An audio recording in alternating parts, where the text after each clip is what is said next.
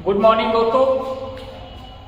आज मैं Varanasi defence academy से अनिल सर आपको साइंस से रिलेटेड जितने क्वेश्चंस आते हैं आपके आर्मी जीडी से, आर्मी टेक्निकल में, आर्मी क्लर्क में, एनए में, इन सभी पर आधारित हम ऐसे क्वेश्चंस को आपको देंगे जो आपको हूबहू वही पेपर में आपको मिलेगा।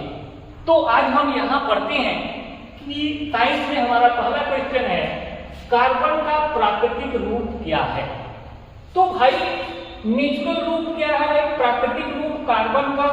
तो पहली बात तो हम कार्बन होता क्या है, कार्बन हमारा जो होता है वह हमारा काला होता है। जैसे काले काले चीज रोटी में आप पकाते हैं तो वो काला हो जाता है, तो ये काले रंग का हो जाता है। तो ये जो हमारा कार्बन है वह काले रंग का हो जाता है, लेकिन इसमें कोयला जो होगा वह प्राकृतिक आपका नहीं आएगा, कोयला नहीं है इसका कार्बन का प्राकृतिक रूप। जबकि कार्बन के एलोट्रॉप्स आप देखें, कार्बन के अपरूप आप देखें तो कार्बन के अपरूप आपको 3 मिलते हैं। एक होता है हीरा, दूसरा होता है आपका फ्लोरीन और तीसरा होता है आपका ग्रेफाइट। तो ग्रेफाइट आपको यहाँ पर लिखा हुआ है, ये दोनों नहीं लिखा हुआ है इसमें, इसलिए हमारा जो ग्रेफाइट है वह जो है इस क्वेश्चन का राइट आंसर है। तो कार्बन का प्राकृतिक रूप क्या है भाई, वो हमारा ग्रेफाइट है। नेक्स्ट हम दूसरे क्वेश्चन में चलते हैं। हमारा दूसरा है किस माध्यम में प्रकाश सबसे कम विचरण करती है। यहाँ सवाल है कम विचरण करना, यानी कम गमन करना। विचरण करना मतलब गमन करना। ये कम विचरण करती है सबसे कम। तो सबसे कम भाई देखिए वाटर में, जल में तो करेगा ही नहीं, पहली बात। दूसरा ऑप्शन है हवा में, तो हवा में भी तो करेगा नहीं, विचरण तो हवा में चलती है। इसका जो है ध्वनि का मरकरी में भी नहीं है। लेकिन सबसे जो राइट आंसर है हमारा वैक्यूम। वैक्यूम बोले तो जिसको हम निर्वात बोलते हैं। यहाँ पर जो निर्वात होता है वहां पर सारी चीजें, हवा हमारा, ये सारी चीजें उसमें नहीं होता है, इसलिए तो हमारा जो ध्वनि होता है वह सबसे कम जो होता है वह विचरण करती है, वह वैक्यूम में करती है। तो साउंड से रिलेटेड ये क्वेश्चन बहुत ही इंपॉर्टेंट है आर्मी जीडी के लोगों के लिए, जो आर्मी की तैयारी कर रहे हैं उन सभी बच्चों के लिए। नंबर दूसरा क्वेश्चन पर आते हैं हम कि लैक्टोमीटर का इस्तेमाल किसके मापने में किया जाता है। तो लैक्टोमीटर, जैसा कि बहुत से लोग जानते हैं, लैक्टोमीटर जो है वह क्या मापता है। हम दूसरे शब्दों में बोलते इस प्रश्न को कि लैक्टोमीटर क्या मापता है। अगर हम ऐसा बोल दें तब क्या होगा भाई। अब लैक्टोमीटर भाई लंबाई तो नहीं नापेगा, ये लंबाई आपका लेंथ है, इसको तो नापेगा ही नहीं। अच्छा, प्रेशर है, दाब, दाब का जो मात्रक होता है वह आपका होता है पास्कल। ये पास्कल वैज्ञानिक जो महोदय थे उन्होंने आपको दिया था। दूसरा है मोशन, गति, गति को भी ये मापेगा नहीं, क्योंकि गति ही कई प्रकार से है, इसलिए ये गति का भी नहीं आएगा, ना ही दाब को मापेगा और ना ही लेंथ यानी लंबाई को मापेगा। लंबाई को हम मापते हैं मीटर में, और यहाँ पर दिया हुआ है लैक्टोमीटर। इसलिए कभी कभी बच्चे ये भूल जाते हैं कि लंबाई को मात्रक मीटर होता है, तो यहाँ लैक्टोमीटर लिखा है तो मीटर के नाते वह लंबाई को माप देते हैं, इसलिए वो गलत हो जाता है। तो इसका राइट आंसर होगा भाई हमारा जो शुद्ध दूध होता है, हम दूध की शुद्धता को मापने में करते हैं इसका। ठीक है बच्चे, तो इसलिए इसका जो आंसर है, इसका राइट आंसर होगा option number B. Number next अगला क्वेश्चन, ये अक्सर हमेशा पूछा जाता है क्वेश्चन, केमिस्ट्री से रिलेटेड है कि ब्रोमीन का सूत्र क्या है।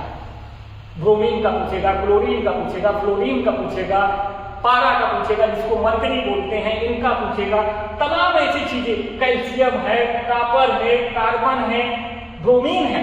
तो सिंबल यहाँ जो ब्रोमीन है, ये सिंबल आप बी वाला देखें तो ये है कार्बन का, इसको कार्बन बोलते हैं। सी को प्रतीक कार्बन, इसको कॉपर कहते हैं। ये कॉपर है, Cu प्रतीक है उसका, और ये Ca जो है यह कैल्शियम का प्रतीक है। तो कैल्शियम का जब ये प्रतीक है तो एक बचा आपका Br, तो Br जो है ये ब्रोमीन का प्रतीक होता है।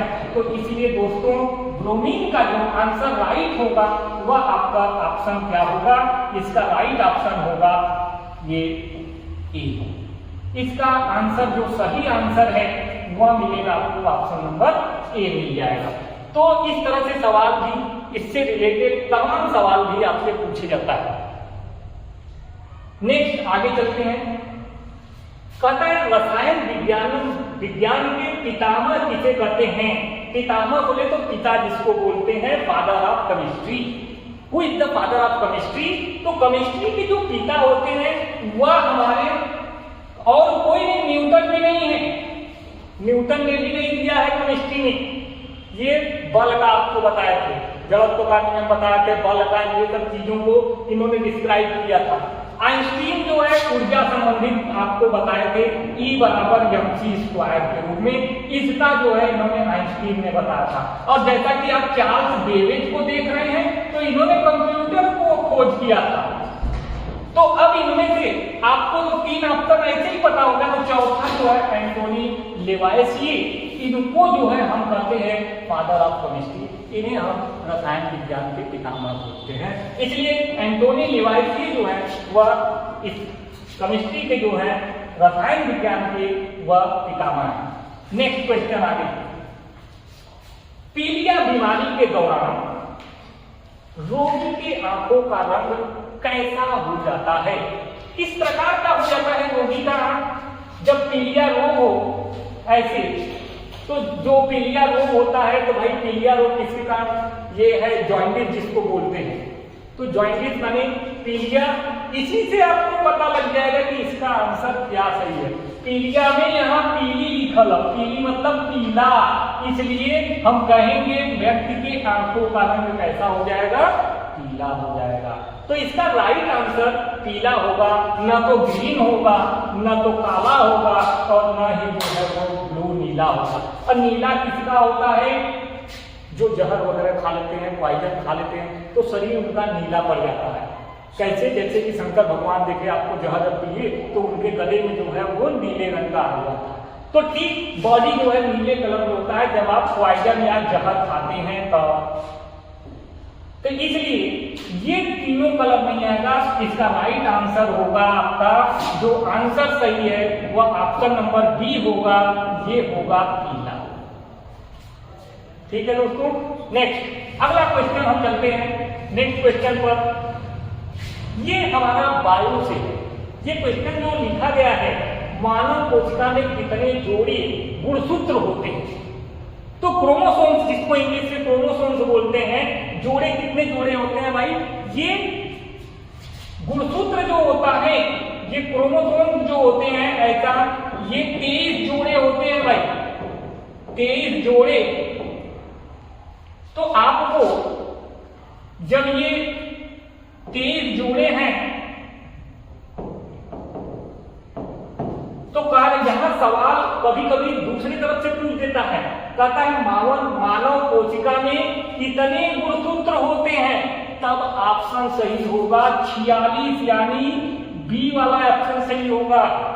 अगर वो बोल दिया कितने जोड़े, कितना जोड़ा गुणसूत्र पाया जाता है, तो हमेशा याद रखना भाई दोस्तों कि उसका जो ऑप्शन वो 23 जोड़े, यानी 23 जोड़े होते हैं आपके, इसके गुणसूत्र होते हैं मानव कोशिका के। तो ये गुणसूत्र जो होते हैं, जिसको क्रोमोसोम्स कहते हैं, ये मोतियों की तरह होते हैं उस पर, जो ये आनुवंशिक लक्षणों को एक पीढ़ी से दूसरी पीढ़ी में ले जाने का काम करते हैं। तो ये गुणसूत्र की जो संख्या होगी, यहाँ पर जोड़े में पूछा गया है सवाल, इसलिए इसका राइट आंसर जो होगा वह होगा आपका 23 जोड़े, यानी आंसर जो होगा वह 23 जोड़े गुणसूत्र आपके पाए जाते हैं। तो ठीक है दोस्तों, आगे की तरफ हम बढ़ते हैं। Thank you. हम अगला आपको जो है नेक्स्ट वीडियो में आपको हम ऐसे ही आपको क्वेश्चन देते रहेंगे। धन्यवाद।